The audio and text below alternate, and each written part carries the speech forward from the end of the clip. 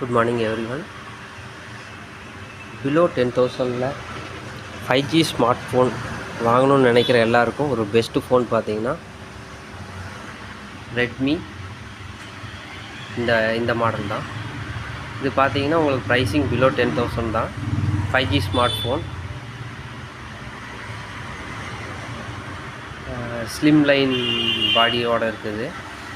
பார்த்தீங்கன்னா உங்களுக்கு ப்ராசஸும் வந்து 4 Gen 2 ஸ்னாப்ட்ராகன்.